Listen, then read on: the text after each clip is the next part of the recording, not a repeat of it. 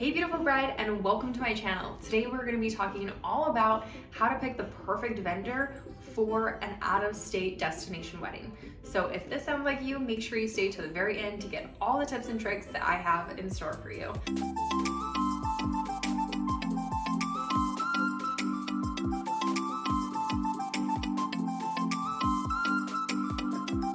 Hi and welcome to my channel. My name is Sarah and I am a bridal stylist expert. I have been in the industry for 6 years now, and I love helping brides be able to learn tips and tricks on how to plan their wedding and things to expect, what to look for, and everything in between. So if this sounds like something you need a little bit of help in, make sure you hit the like, subscribe, and notification bell. For every Wednesday, we are sending out our Wedding Wednesday video for tips and tricks for brides just like you. So let's get started on today's topic. Number one is to do your research. Of course, you're already here for this video, so it makes perfect sense that you're doing research already, which is awesome and amazing. So making sure you're going to websites like Wedding Wire, The Knot, and Google can all be great places to start out when trying to find people. If you are also on Instagram, social media is a great platform to be able to research keywords for places that you're trying to get married in, such as hashtag Zion elopements or hashtag Zion weddings. These will pop up with some images that you can then research these vendors a little bit further on Instagram. Number two is once you start reaching out to a couple of vendors and maybe start booking a few, ask for all recommendations from everybody. Maybe they'll connect with a few different people. In the wedding industry, it's a very small, close-knit industry, so they most likely know somebody that they can recommend to you that would fit for your style, and also somebody that they can trust and rely on, they've worked with before, and that they can give you a perfect recommendation for your wedding day. Number three is to make sure you schedule a consultation with each vendor. This is something that you can simply do a phone call or a Zoom call as well, or a video chat. This is something that's super important to make sure you have a good vibe and good energy with the person that you're talking to.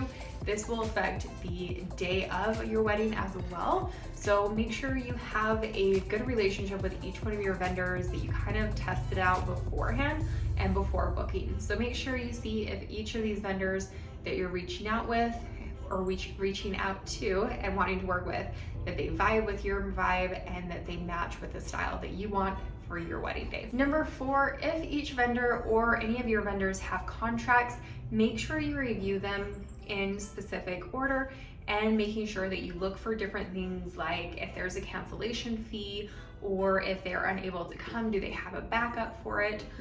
Also, what does the deposit look like? When is the rest of the deposit due?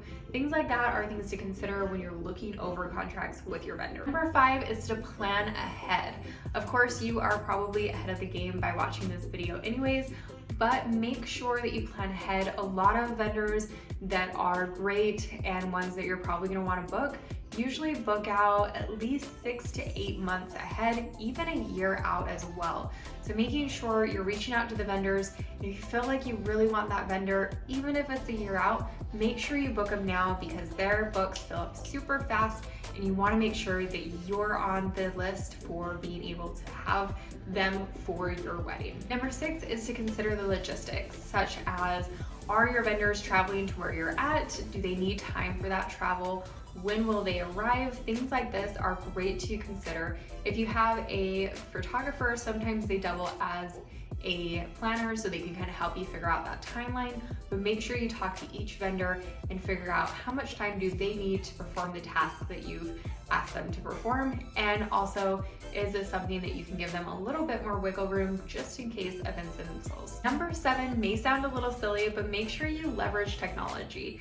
It is the reason why we are able to plan an entire wedding out of state or out of country simply through email, text, phone calls, and being able to do research on Instagram and social media platforms like Wedding Wire, The Knot, and Google, so we can have all of that information right at our fingertips, and also be able to send deposits, sign contracts, and different things like this. So make sure you utilize the technology that's available for you to make your wedding day super nice, breezy, and easy. Number eight is so important. It is the last one, but it's definitely not the least, It is very important to trust your instincts when planning your wedding.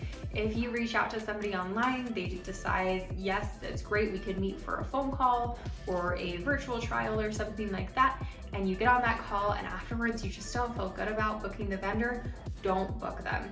That's something that is going to be there for your wedding day, and if you already have this kind of hesitation, making sure you follow that instinct is going to be so crucial in ensuring you have a perfect wedding day. Or in the opposite, if you're kind of hesitant but really want to book a vendor and you're just not sure if it's too early or if you should wait a little bit, don't wait, trust your instincts and definitely book that right away so you don't miss out on the opportunity. And that concludes my tips for planning a destination wedding and learning how to communicate better with your vendors, or where to even start with vendors when planning an out-of-state wedding and a destination wedding. So if you have any comments for me, questions or concerns, definitely put them in the comments below. I would love to help answer any questions that you may have and help you in this planning process.